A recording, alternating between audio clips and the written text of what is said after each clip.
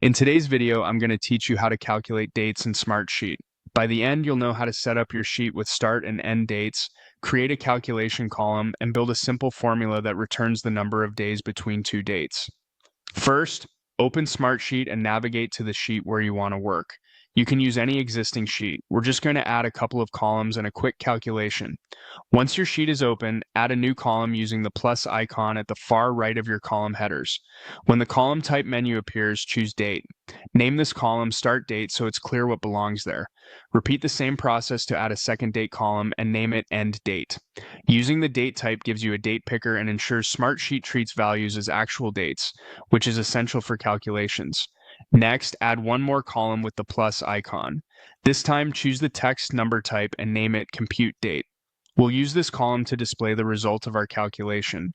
Even though it's a text number column, it can hold formulas and numeric outputs, which is perfect for the number of days between two dates. Click into the first row of the Compute Date column and type an equal sign to start a formula. Now click the End Date cell on the same row to reference it, type a minus sign, and then click the Start Date cell on that same row.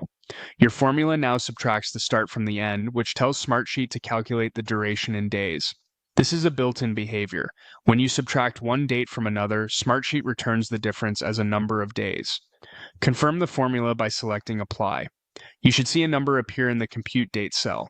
That value represents how many days are between the two dates you selected. If you see an error or a blank, make sure both the Start Date and End Date cells contain valid dates.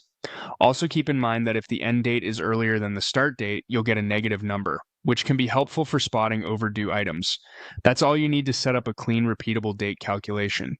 You have your start date and end date as date type columns, a compute date column for the result, and a simple formula that subtracts the two.